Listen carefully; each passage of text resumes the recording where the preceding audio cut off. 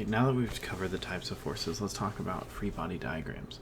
Free body diagrams are a way to model or I guess graphically represent all the external forces acting on an object.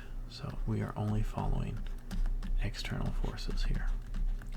We don't really care about internal forces because they can't create a net force on the object. So if you imagine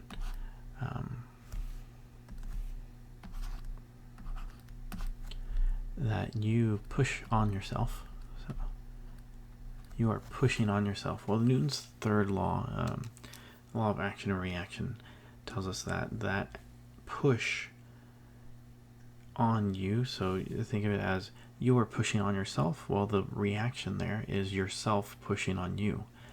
And since those two actions are equal and opposite in magnitude and direction, that inward push on you would be met by an outward push from yourself, and there's no net force. So if we added up all the internal forces, so adding up all the internal forces would always result in 0. So for free body diagrams, we only show external forces. So in this case, if you're just standing here, we would have gravity because it always pulls down.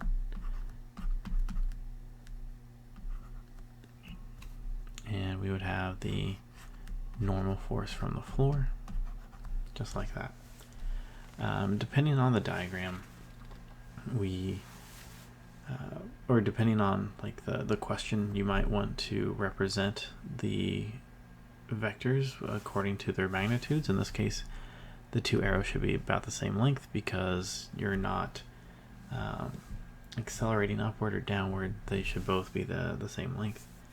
You're in what we call equilibrium. Let's see what else. Oh, we need to be careful here because if we draw this on the person, gravity is acting on every part of the person. But on average, we can treat the entire weight of the person as if it's being, or the entire mass of the person as if it's being pulled from the center of mass.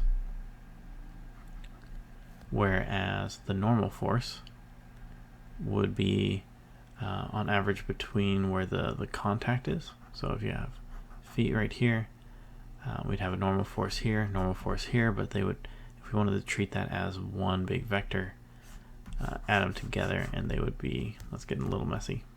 So let's take a box. So gravity pulling down. If it's just sitting there on the floor, the floor would be acting upward on it. Now, we can either model the object as a point in space, or we can treat the object as if it has volume. Both serve a purpose. For instance, if you're like a disc jockey and you want to spin the disc, you might apply a force here, or maybe you apply a force here. Either way, that's to get the spin going. So if you're DJing, you got that going. I guess it's all digital now, but I just dated myself. Either way. Another thing we can think of is like a seesaw or a teeter-totter. I don't know.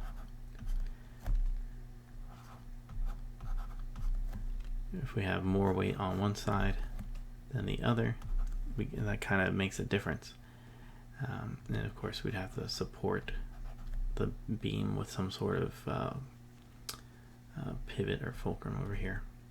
So in cases where the location of the force matters, we'll draw the object with its full volume as opposed to modeling it as a dot. Remember, normal force is always perpendicular. So if we got like a ball rolling down the hill, the normal force is always perpendicular to the hill. The frictional force is always parallel. So maybe if we had like a box that was sliding, if it's sliding down, then the frictional force would be upward. even if it was just stationary. Since the box wants to slide down, the frictional force, in this case the static friction, so this over here would be kinetic friction. The static friction is still parallel to the hill or the incline. And that's free body diagrams.